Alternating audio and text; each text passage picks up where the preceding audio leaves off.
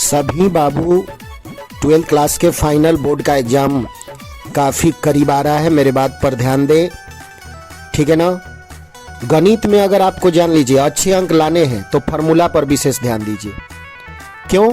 क्योंकि वस्तुनिष्ठ प्रश्न जो होता है, एक नंबरा जिसे वो आप लोग बोलते हैं, 90% जो होता है एकदम फार्मूला बेस्ड रहता है, माने या ना माने, मेरी बात मानिए, ठीक है ना। क्योंकि प्रश्न पत्र के हर सेक्शन में ध्यान रखना है, प्रश्न पत्र के हर सेक्शन में दुगुना प्रश्न आता है। अगर कोई चैप्टर आप नहीं पढ़े हैं तो इस बात की चिंता मत करें, जितना आप चैप्टर पढ़े हैं उसी को बार बार रिवाइज करें, कोई दिक्कत नहीं होता है।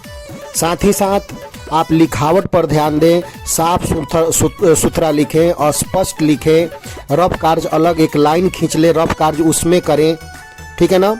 और ये ध्यान रखना है कि 100 अंक के प्रश्न में 138 प्रश्न पूछे जाएंगे। कितना बोलिए? 138 प्रश्न पूछे जाएंगे, ठीक है, जिसे आप एक नंबरा कहते हैं ऑब्जेक्टिव क्वेश्चन, वस्तुनिष्ठ प्रश्न। 100 प्रश्न में एक अंक का रहेगा, ठीक है, और उसमें 50 प्रश्न का उत्तर देना अनिवार्य होता है। लघु उत्तरीय प्रश्न, शॉर्ट क्वेश्चन जिसको आप बोलते हैं, 30 प्रश्न में 30 प्रश्न होगा, 2 अंक का रहेगा, इसमें 15 प्रश्न का ही उत्तर देना है। और दीर्घ उत्तरीय लॉन्ग क्वेश्चन जिसको बोलते हैं, 8 प्रश्न में 5 अंक का रहेगा, 8 प्रश्न रहेगा और 5-5 नंबर का रहेगा, और इसमें 4 प्रश्न का ही उत्तर देना अनिवार्य होगा, ठीक है ना। तो इस बात पर आप लोग ध्यान देना है।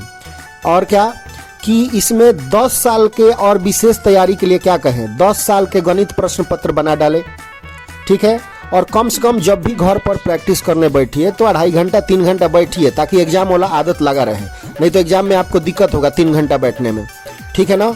और इसके बाद फार्मूला का चार्ट बनाकर उसे हर दिन बार बार पढ़ें। इसके बाद जो चैप्टर अभी तक नहीं पढ़े हैं, इस पर बात पर बार बार हम कह रहे हैं, जो चैप्टर आप नहीं पढ़े हैं उस पर अब नया पढ़ने की जरूरत नहीं है, जितना पढ़े उसी को पढ़िए। क्यों? क्योंकि हर का अथवा रहेगा, आपको आधा ही प्रश्न का जवाब देना है, ठीक है ना, इसमें ध्यान देना है। और परीक्षा के लिए आपको हम बोल देते हैं, जो जो चैप्टर हम आपको बोल दे रहे हैं ध्यान से सुनिए, उसी चैप्टर को आप बढ़िया से रिवाइज कीजिए, उसी में आपका 100 में 100 आएगा। अलजबरा में याद रखिए डिटर्मिनेंट मैट्रिक्स बढ़िया से बना जाइए, अलजबरा में डिटर्मिनेंट और मैट्रिक्स बढ़िया से बना जाइए।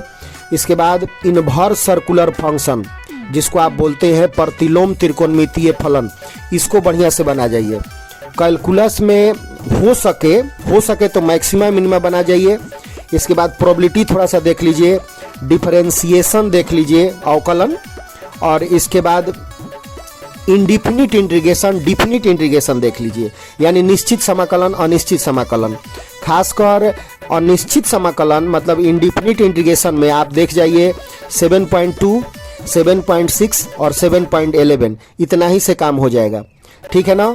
और एक एरिया बाउंडेड बाय रीजन होता है, वक्र सतहों द्वारा घिरा हुआ क्षेत्र का क्षेत्रफल, इस चैप्टर को देख जाइए, इससे एक क्वेश्चन जरूर आएगा और हल्का आता है। शुरू के क्वेश्चन को थोड़ा सा बार बार देखिएगा, और वेक्टर को बढ़िया से देखिए, वेक्टर का क्वेश्चन पकड़ाता है।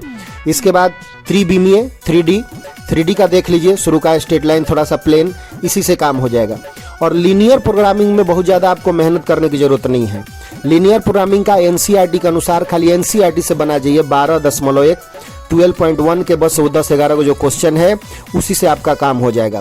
और कुछ अलग से अंत में आपको एक बात समझाएंगे परीक्षा के लिए, कि परीक्षा के एक दिन पहले पूरी नींद लेकर, पूरा नींद ले लें, ठीक है ना।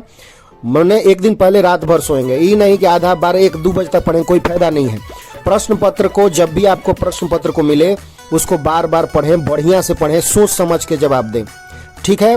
और NCERT के पैटर्न के अनुसार स्टेप वाइज उत्तर लिखें, ये ना कि एगो दूसरा उधर तीसरा उधर, ऐसा कुछ नहीं, ठीक है ना। लाइन बाय लाइन एकदम स्टेप क्लियर करके आंसर लिखें। और इतना याद रखते हैं तो आपको गेस वगैरह की जरूरत नहीं है, आप मैथ में बेहतर अंक लाएंगे, ठीक है।